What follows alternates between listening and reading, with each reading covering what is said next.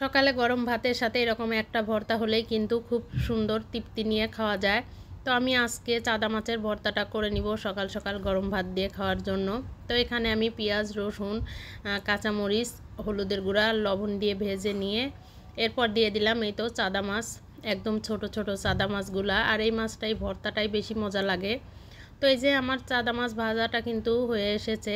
আর একটু ভাজি করে নিয়ে এরপর শিলপাটাতে বেটে নিব। আর এই তো এখন আমি শিলপাটাতে চাদা মাছটা বেটে নিব।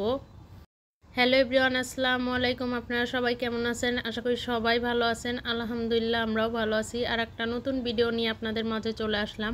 আশা করি আমার আজকের ভিডিওটা সবার কাছে ভালো লাগবে। আর ভালো লেগে থাকলে অবশ্যই লাইক, কমেন্ট ও শেয়ার করে দিবেন। তো এই তো আমার চাদা মাছ ভর্তাটা হয়ে গেছে সকালের নাস্তা শেষ করে। এখন এই তো দুপুরে রান্নার জন্য চলে আসছি। তো আমি এখানে তেলের ভিতর কিছু আস্ত মশলা দিয়ে পেঁয়াজ, তারপর আদা, রসুন, জিরা সব রকম বাটা মশলা দিয়ে একটু কষিয়ে নিয়ে এখন গুঁড়া মশলাগুলো দিয়ে দিচ্ছি।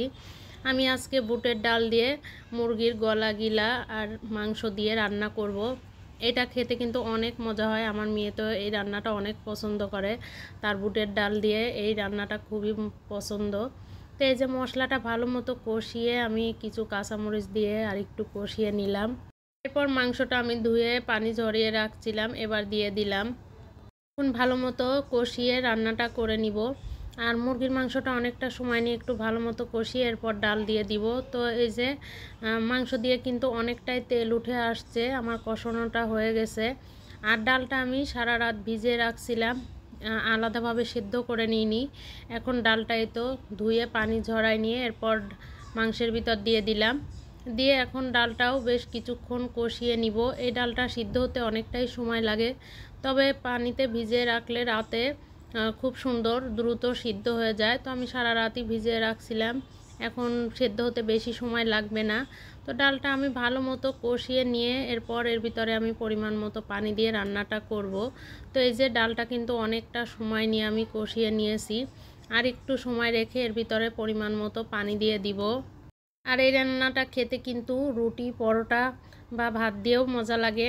তো যে যেভাবে খায়, আমার কাছে তো বেশ ভালোই লাগে। আমার মেয়ে এটার ডালটা অনেক পছন্দ করে, রুটি বা পরোটা দিয়ে খুবই ভালো লাগে। তো এটা মাঝে মধ্যে রান্না করে থাকি আমি।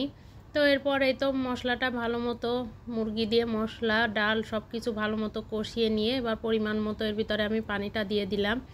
পানি দিয়ে একটু নেড়ে চেড়ে এখন বেশ কিছুক্ষণ রান্নাটা করে নিব। ডালটা একদম সুন্দরভাবে সিদ্ধ হয়ে গেলে রান্নাটা নামিয়ে ফেলবো।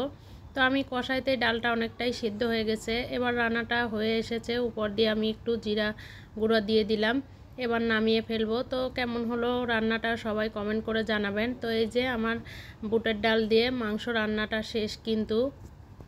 আর মুরগির গলা গিলা বা পা এগুলো এভাবে রান্না করলেই খেতে বেশি মজা হয়। এরপর রান্না করে নিব ঢেঁড়স ভাজি। তো আমি ঢেঁড়স ভাজিটাও এখানে পেঁয়াজ, মরিচ, হলুদের গুঁড়া, লবণ দিয়ে একটু ভেজে নিয়ে এরপর ঢেঁড়সটা দিয়ে দিলাম। তো ঢেঁড়সটা দিয়ে এখন ভালো মতো নেড়ে চেড়ে ভাজিটা করে নিব। তো এই যে ঢেঁড়স ভাজিটাও কিন্তু অনেকটাই হয়ে এসেছে, আর একটু ভাজি করে নিয়ে নামিয়ে ফেলবো। আর একদম কড়াইতে লাগেনি, খুব সুন্দরভাবে ঝরঝরা হয়েছে ভাজিটা।